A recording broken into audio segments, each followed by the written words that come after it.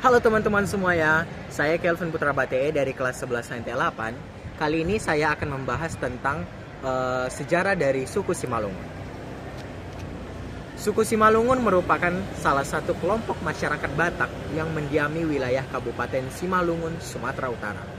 Sejarahnya erat kaitannya dengan keberadaan 4 kerajaan atau Partuanon, yaitu Kerajaan Siantar, Kerajaan Tanoh Jawa, Kerajaan Purba, dan Kerajaan Raya.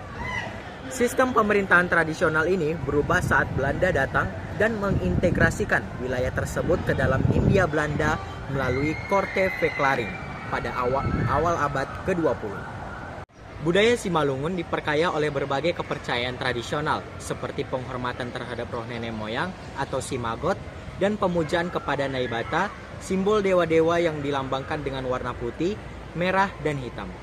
Selain itu, pengaruh Hindu dan Buddha terlihat dari peninggalan patung serta arca di daerah tersebut. Saat ini, mayoritas masyarakat Simalungun memeluk agama Kristen atau Islam. Pada masa penjajahan Belanda, wilayah Simalungun menjadi pusat perkebunan yang menarik migrasi besar-besaran, khususnya dari Jawa dan Tapanuli. Sehingga populasi asli suku Simalungun berkurang drastis di daerah pusat perkebunan seperti Pamantang Siantar dan Tanah Jawa. Suku ini juga memiliki tradisi marga seperti Damanik, Purba, Saragi, dan Sinaga, yang menjadi identitas utama dalam kehidupan sosial mereka. Perkenalkan, saya adalah Riyama Audrey, dan di sini saya akan melanjutkan. Ya, alat musik tradisional dari Simalungun yang pertama adalah Husapi. Husapi adalah alat musik tradisional dari budaya Simalungun, Sumatera Utara, Indonesia. Husapi diklasifikasikan sebagai chordophones karena suaranya yang berasal dari string. Alat musiknya terbuat dari kayu dan mempunyai bentuk yang unik.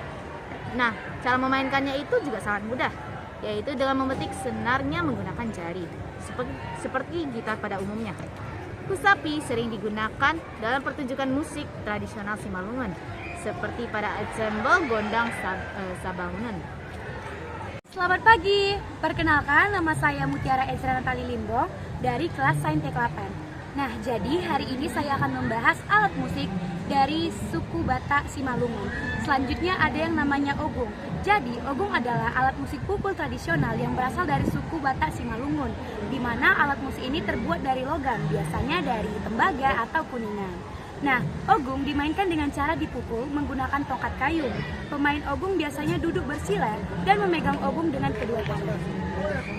Kemudian ada odong-odong, adalah alat musik tradisional dari budaya Simalungun di Sumatera Utara, Indonesia. Ia diklasifikasikan sebagai membranofon karena suaranya berasal dari selaput atau polik. Alat musik yang terbuat dari pelepah, enal, sejenis dan daun lontar. Cara memainkannya dengan meletakkan daun lontar di antara bibir, atas dan bawah, serta membuka mulut secara berulang-ulang hingga menghasilkan bunyi.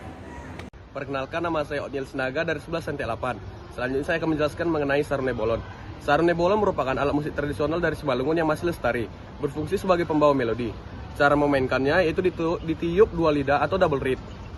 Alat musik tradisional Simalungun satu ini terbuat dari timah di bagian nali, di bagian tumpak bibir terbuat dari tempurung, dan di bagian badan terbuat dari bahan silatrum. Kami akan menjelaskan tortor yang terdapat di suku Simalungun. Yang pertama ada tortor Martunon. Tari tortor Martunon ini menceritakan tentang proses pembuatan ulos dari awal mula proses penanaman kapas hingga memintal benang yang dilakukan oleh para pria Batak. Lalu proses akhirnya yang dikerjakan oleh para wanita yang memproses tenunnya. Selanjutnya, tortor haruan bolon. Tari tortor haruan bolon menceritakan tentang kerja bersama yang terjadi di sebuah ladang sawah. Aktivitas tersebut dimulai dari menanam bibit padi, menanam benih padi, merawat padi, dan proses panen hingga proses memisahkan padi dari gerabahnya atau menumbuk padi hingga berubah menjadi beras. Selanjutnya adalah Tortor Ilah Mardogei. Tarian ini menceritakan tentang penggambaran masyarakat Simalungun pada saat panen raya. Tari Tortor Ilah Mardogei dinyanyikan secara langsung oleh para penari yang menandakan tempo dari gerakan tari tersebut. Nah, selanjutnya ada tarian dari Batak Simalungun yang namanya tari huda-huda, di mana tari huda-huda atau tari toping dalam bahasa Simalungun merupakan penggambaran rasa pelipur lara yang ditarikan pada saat pemakaman seseorang. Nah, tarian ini bertujuan untuk menghibur keluarga yang berduka dan para pelayat. Selanjutnya saya akan menjelaskan rumah adat suku Simalungun yang biasanya mereka sebut dengan rumah bolon. Itu merupakan struktur panggung dengan atap pencing yang dihiasi kepala kerbau sebagai simbol kekuatan. Dibangun tanpa paku dan menggunakan kayu besar sebagai penyangga. Rumah ini juga memiliki kolong untuk memelihara hewan. Pintu yang rendah melambangkan kerendahan hati. Desainnya mencerminkan filosofi kehidupan dan keterkaitan masyarakat Simalungun dengan alam dan tradisi. Contoh lagunya itu yaitu Butet. Nah, lagu Butet ini pasti sudah sangat sering kita dengar di kalangan masyarakat. Meskipun Butet ini sering diidentifikasi sebagai lagu Batak Toba, lagu ini juga populer di masyarakat Simalungun karena membawa pesan kasih sayang kepada anak-anak. Nah, makna lagu ini apa sih? Jadi, makna lagu ini berbentuk nyanyian pengantar tidur, mencerminkan harapan dan doa untuk masa depan anak-anaknya. Nah, jadi lagu tersebut itu berdiatonis minor. Nah, selanjutnya ada lagu yang berjudul Anju Maau. Nah, lagu ini adalah salah satu lagu tradisional Batak yang juga dikenal di Simalungun. Lagu ini sering digunakan dalam acara adat dengan lirik penuh pengharapan dan doa. Nah, jadi makna dari lagu ini ialah liriknya itu berisi harapan untuk diberkati oleh Tuhan, menghadirkan ketenangan jiwa di tengah tantangan hidup. Nah, lagu Anju Maau ini juga berdiatonis minor. Lagu ini berjudul lagu Doding Holo.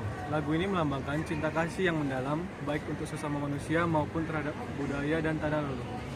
Makna yang terkandung adalah lagu ini berbicara tentang pentingnya cinta kasih dan kebersamaan di antara sesama manusia, mencerminkan nilai kehidupan yang dijunjung tinggi oleh masyarakat Simalungun. Lagu ini berdiatonis minor. Oke, yang kedua yaitu saya akan menjelaskan Tanah Simalungun. Lagu ini menggambarkan kecintaan terhadap Tanah Simalungun penuh dengan rasa syukur atas keindahan alam dan budaya. Makna lagu ini menceritakan keindahan Tanah Simalungun dengan metafora sungai dan bukit. Ini menggambarkan kebanggaan serta kecintaan. BTW ini lagu ini diatonis mayor ya. Yang ketiga adalah Say Horas Maho. Lagu ini adalah salah satu lagu adat yang sering dinyanyikan untuk memberikan doa dan harapan baik kepada seseorang seperti dalam pesta adat atau acara perpisahan. Makna lirik ini mengungkapkan harapan agar orang yang diucapkan selamat atau horas selalu diberikan dengan simbolisme bintang sebagai tanda keberuntungan.